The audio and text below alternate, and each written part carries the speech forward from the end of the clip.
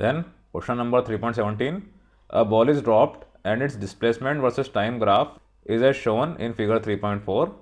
ये आपको ग्राफ दे रखा है डिस्प्लेसमेंट टाइम का। अब इसमें एक चीज़ का आप ध्यान रखिए, displacement x is from ground and all quantities are positive upwards.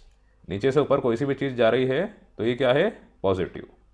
ऊपर से नीचे आ रही है तो ये नेगेटिव। ठीक, ऐसा हम साइन कन्वेंशन लेके इसको सॉल्व करेंगे।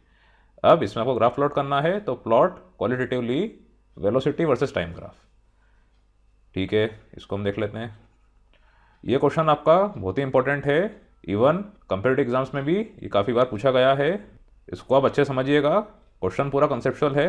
इसमें आपको डिस्प्लेसमेंट, वेलोसिटी, एक्सेलरेशन में रिलेशन क्या होता है वो समझना है, उसके हिसाब से ग्राफ प्लॉट करना है। जिसमें आप देख पा रहे हैं कि इनिशियली डिस्प्लेसमेंट की कुछ वैल्यू थी, उसके बाद ये कम हुआ तो इधर आया, कम होने के बाद बढ़ा तो इधर आया। ठीक है, आप ध्यान से देखिए, ये आपका क्या है, अगर आप देखें वेव्स, ऑक्सीलेशन, हार्मोनिक्स, एक तरीके से डैम्ड ऑक्सीलेशन है। ऐसा कहना तो गलत है क्योंकि डैम्ड में नीचे भी होता है, क्रेस्ट और ट्रफ दोनों होते हैं, पर ये क्या हो रहा है, टाइम के साथ साथ कम हो रहा है। तो डैम्ड ऑक्सीलेशन की तरह समझ के रखिए आप इसको, है ये अलग चीज़, समझने के तौर पे हम ऐसा बोल रहे हैं। अब ऐसा कब हो सकता है ये आप ज़रा सोचिए। मान लीजिए मेरी बॉल ग्राउंड से कुछ डिस्टेंस पे है, ये डिस्टेंस आप मान सकते हैं h। ठीक है, हाइट h। अब इनिशियली जब ये हाइट h पे थी तो इसकी वेलोसिटी क्या थी, 0। या तो आप v कर लीजिए, u कर लीजिए, इनिशियल वेलोसिटी 0। बिल्कुल ये यहाँ पे हो रहा है। ये जो है पॉइंट आपका, ये क्या है, कैपिटल H, इनिशियली इतनी थी।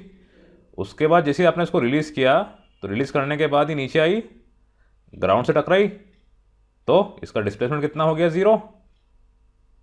यहाँ पे x की वैल्यू क्या हो गई, 0, और टाइम की वैल्यू जो होना है वो हुई।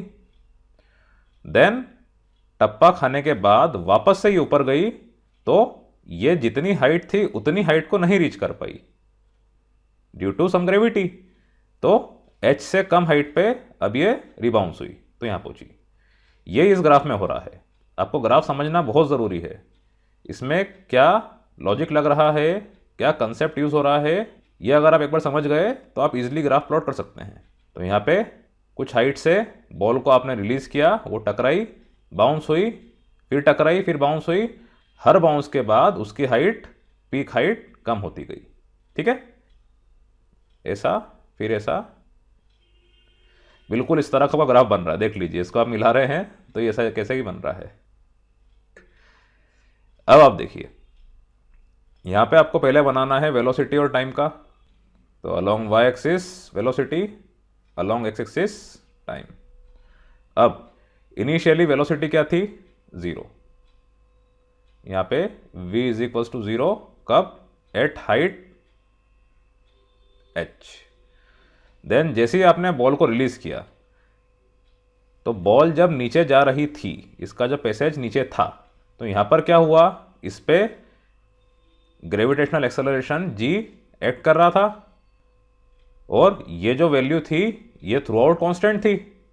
अब ऐसा कब होता है ये आप जानते हैं, इसके साथ मैंने क्वेश्चन भी कराया है कि अगर वेलोसिटी 20 है, 20 से 40 हुई, 40 से 60 हुई, 60 से 80 हुई, इस केस में आपके एक्सेलरेशन की वैल्यू क्या होती है, कांस्टेंट, क्योंकि ये एक ही तरह से बढ़ रही है, वेलोसिटी इज इंक्रीजिंग लीनियरली।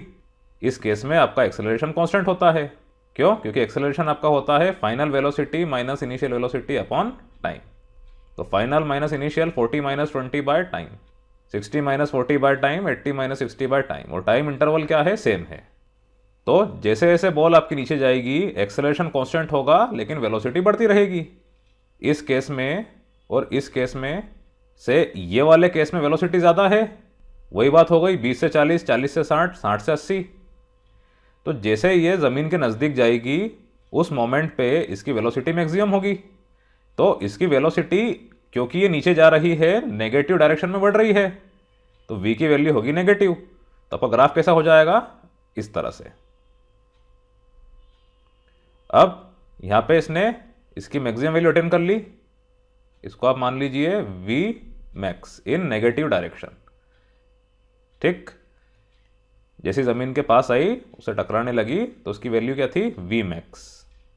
अब टकराने के बाद जैसे ये ऊपर गई इस पोजीशन पे, तो इसकी वेलोसिटी, क्योंकि ये वो हाइट अब रीच नहीं कर पाएगी, तो वेलोसिटी भी जितनी मैक्स थी उतनी रीच नहीं कर पाएगी। ये झट से जितनी वेलोसिटी थी उससे थोड़ी कम वेलोसिटी ऑपोजिट डायरेक्शन में गेन कर लेगी। तो यहाँ पे क्या है, अगर वी मैक्स इधर है तो उससे थोड़ा सा नीचे आपको एक वैल्यू वेलोसिटी की मिल रही है। इस चीज़ का आप खास तौर से ध्यान रखिएगा। यहाँ पे होता क्या है कि ग्राफ ऐसा नीचे जा रहा है, उसके बाद बच्चे ऐसा बना देते हैं। ऐसा आपको नहीं बनाना है, ये वेलोसिटी टाइम ग्राफ है। आप ये समझिए, जिस मोमेंट पे बॉल हिट हुई, हिट होने के बाद वापस से ऊपर गई, तो उस मोमेंट पे जैसे इसने ग्राउंड को हिट किया, ऊपर जाने लगी, तो वेलोसिटी क्या थी, ज़्यादा थी, मैक्सिमम थी, और नियर अबाउट इस वी मैक्स के इक्वल थी। ठीक, तो ये T1 इंटरवल में हुआ। कोलिजन को हम एक्चुअली क्या करते हैं, इग्नोर कर देते हैं। उस समय जी की वैल्यू भी चेंज हुई है, उतने से टाइम इंटरवल को हम नहीं लेते हैं जब बॉल ने हिट किया है। पर हम ये ज़रूर देख रहे हैं कि जब वो हिट करने वाली थी तब उसकी जो वेलोसिटी थी वो वेलोसिटी लगभग इक्वल होगी जब वो टकरा के ऊपर जाने लगी। अब जैसे जैसे बॉल आपकी ऊपर गई, इस पोजीशन पे आई, तो यहाँ पर क्या हुआ, इसकी वेलोसिटी 0 हो गई। ये आप जानते हैं, ये हवा में थी, ये ज़मीन पे आई, फिर हवा में गई, जिसमें उसकी हाइट अब क्या है, h से कम है, लेस देन h।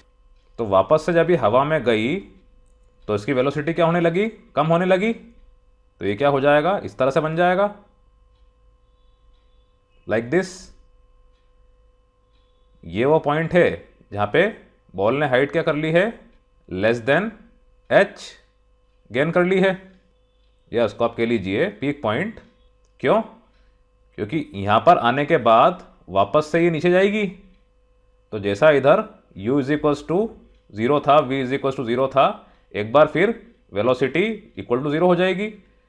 तो v is equals to 0 at the peak height, इसीलिए ये ऐसा हो गया, v इज इक्वल्स टू 0। ठीक, अब फिर से वही बात, जब ये नीचे जाने लगी तो उसकी वेलोसिटी क्या हुई, नेगेटिव डायरेक्शन में बढ़ने लगी। तो ये ऐसा हो गया। फिर वापस से वही केस, ये ऊपर गई, वो वैल्यू रीच नहीं करी, थोड़ी सी कम करी, फिर वैसी गई, एंड लाइक दिस, इस तरह से चलता रहेगा। ठीक, वेरी वेरी इजी। तो वेलोसिटी वर्सेस टाइम ग्राफ इसका इस तरह से बनेगा। ये आपके पहले पार्ट का आंसर है। देन इसका B part, acceleration versus time, ये तो बहुत ही ईजी है। ये आपका ए, ये टी। अब आप देखिए, इस पूरे जर्नी में जब बॉल ऊपर से नीचे गिर रही थी, गिरने के बाद ऊपर वापस से जा रही थी, थ्रू आउट इस पे only and only gravitational acceleration equal to g act कर रहा था। अब क्योंकि इन्होंने बोला है सारी क्वांटिटीज जो कि अपवर्ड डायरेक्शन में है वो पॉजिटिव है, तो डाउनवर्ड डायरेक्शन में नेगेटिव होगी। तो यहाँ पे g की वैल्यू क्या है, इक्वल टू माइनस है, या a is equal to minus G, जैसा आपको करना है कर लीजिए। तो g की वैल्यू जो कि होती है 9.8, इधर कहीं मान लीजिए आप, माइनस जी ये होगी, और थ्रू आउट आपकी बॉडी क्या थी, कांस्टेंट एक्सेलरेशन पे थी, g की वैल्यू सेम थी। तो ये कैसा हो जाएगा, स्ट्रेट लाइन, इस तरह से इसका ग्राफ बन जाएगा। तो ये इसका आंसर है सेकंड पार्ट का। इस क्वेश्चन में आप गलती से भी ये गलती ना कीजिएगा कि ग्राफ को नीचे ले जाने के बाद ऐसा ले जाए, ऐसा आपको नहीं ले जाना है। मैं एक बार फिर कह रहा हूँ, टप्पा खाने के बाद जैसे ही बॉल ऊपर की तरफ जाने लगी तो उसकी वेलोसिटी क्या होगी, मैक्सिमम वेलोसिटी से थोड़ी सी कम होगी, क्योंकि आपका कोलिजन कैसा था, इन इलास्टिक था। अगर ये इलास्टिक होता तो ये ऊपर जाके वी मैक्स हाइट गेन कर लेती।